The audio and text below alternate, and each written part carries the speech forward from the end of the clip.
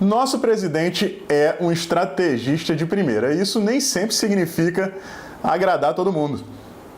Nós vamos falar sobre isso hoje, mas antes, aquele velho pedido de sempre. Se inscrevam no canal, deixem seus likes e ativem o sininho. É muito fácil.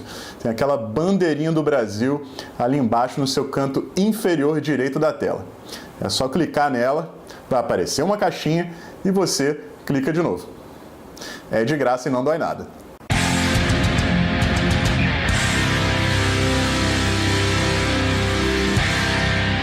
Caneladas, esse foi o termo adotado pela oposição e pela mídia para definir algumas supostas mancadas do Jair Bolsonaro durante esse primeiro semestre de governo. Mas eu vou provar para vocês aqui que muitas dessas coisas de caneladas não tiveram nada. A começar pelo caso mais recente, com o Felipe Santa Cruz, presidente da OAB. Quem viu a entrevista do presidente em que ele fala sobre o desaparecimento do pai do Felipe ficou sem entender direito o porquê da menção gratuita. E como não poderia deixar de ser, a esquerda caiu de pau em cima dele.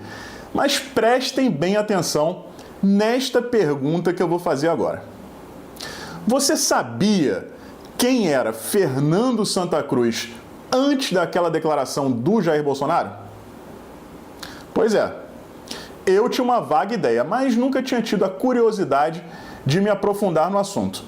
O que a gente via era o presidente da OAB se utilizando da organização que lidera para atacar o governo. Mas depois de duas frases ditas pelo presidente, agora todos nós conhecemos as motivações do Felipe Santa Cruz.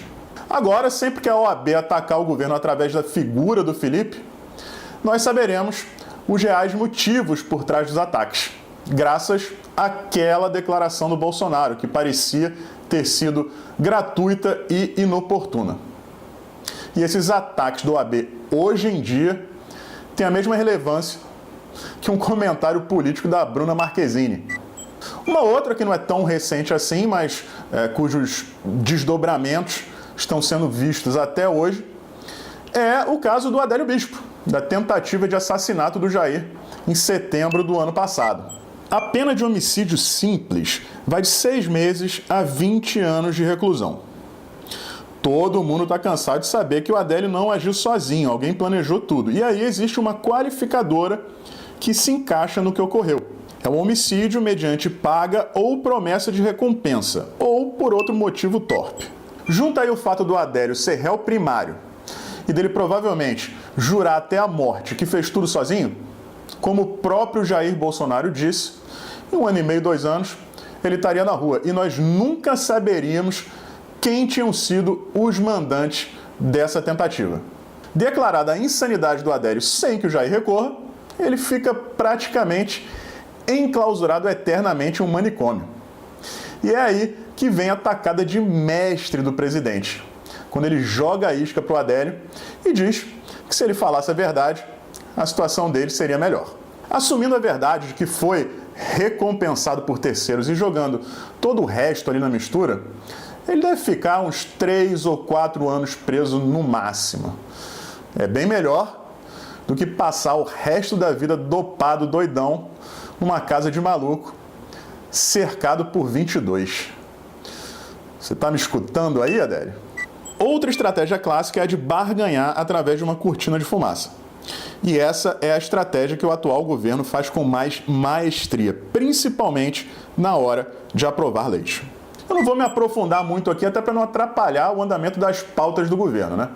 Mas essa estratégia se baseia em bois de piranha.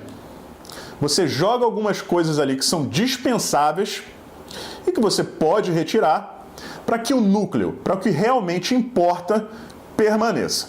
Todos nós sabemos que, de qualquer maneira, a oposição vai tentar, no mínimo, desidratar qualquer proposta.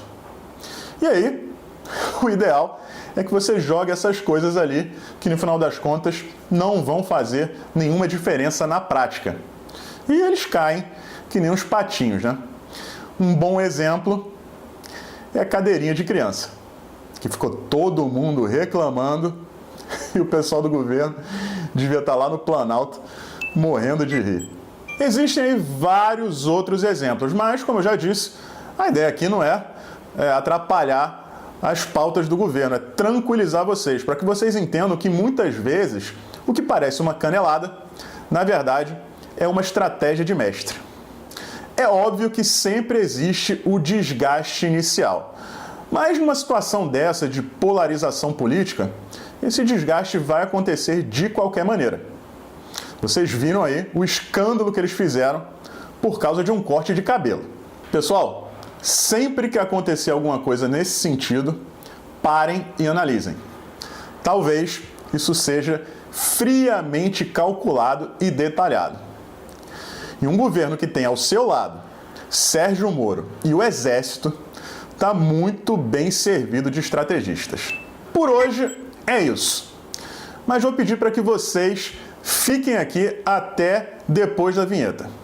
Eu encontrei uma entrevista do Edgar Piccoli e tem um trechinho dela, um trechinho de áudio, que é bem interessante. Eu acho que vocês deveriam escutar. Não merece nenhum comentário da minha parte. Ele é autoexplicativo. Um forte abraço e a gente se vê por aí.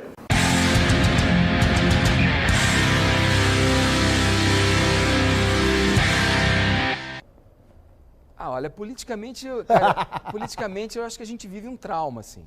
Eu me considero um cara politicamente traumatizado com as escolhas que eu fiz e que se revelaram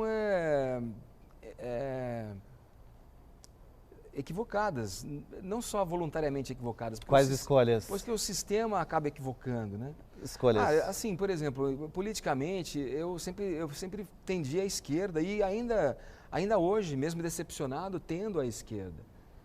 É uma visão bonita, ideológica da vida, né? Mas eu vi que isso aí é uma balela, cara. Isso é uma grande balela e esse mundo, enquanto esse sistema não for alterado e não houver vontade política, cara, vai continuar essa grande decepção.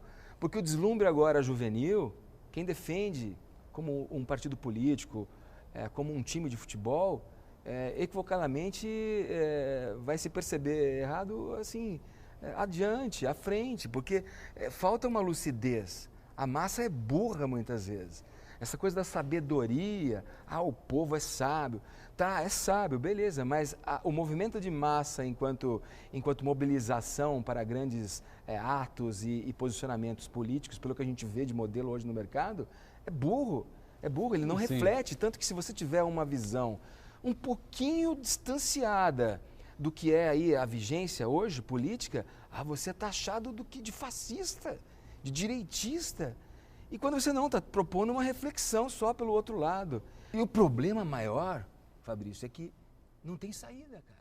Para onde você vai correr?